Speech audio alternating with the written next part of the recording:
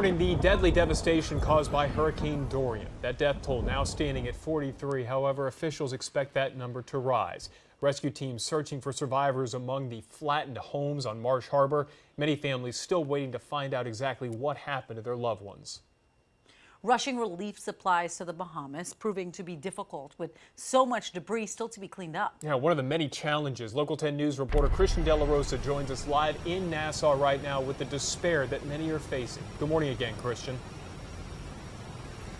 Good morning to you. The challenge, the need is enormous, and you can see the ambulance behind me. You can hear the chopper on the other side that continues to bring in victims and then deliver aid to places like the Abacos and Grand Bahamas. Some 300 people who have been injured or suffer from a medical condition have been rescued by the U.S. Coast Guard. But by now, thousands of survivors have been brought to safety to places like Nassau, but so many other people are still in the midst of just despair. A week after Hurricane Dorian mauled the Bahamas. I'm just ready to take a shower. I'm just ready to eat, have a meal. We've seen hundreds evacuate the now pulverized Abaco Islands.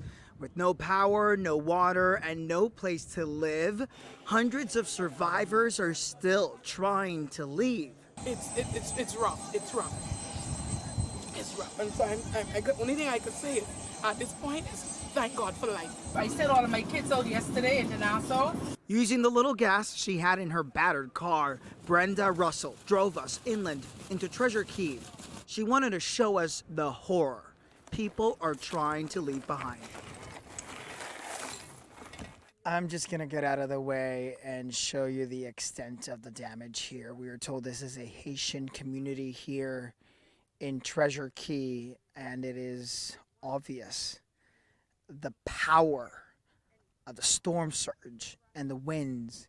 Here where we're standing, the foundation of a home, I don't even know what to say. Everything is gone. We've talked so much about the desperate need also for emergency responders here in the Abacos. Look at this ambulance, and then here to my right, look at this fire truck.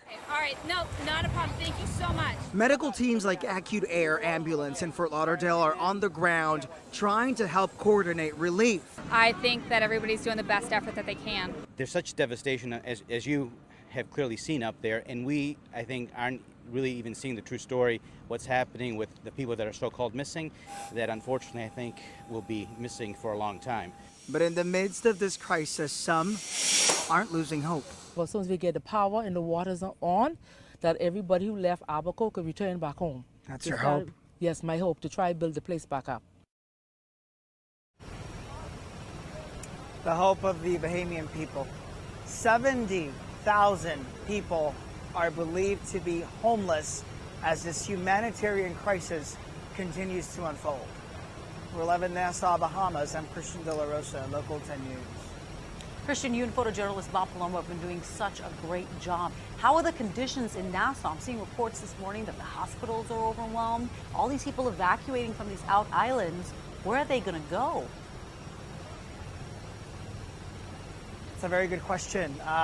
So far, I can tell you that, yeah, a lot of organizations are overwhelmed. There is a lot of help that's arriving, but a lot of this is just kind of a grassroots effort. You have families that are coming together to pay for charter flights, for places to like hotels, to bus these people, to have a place to stay.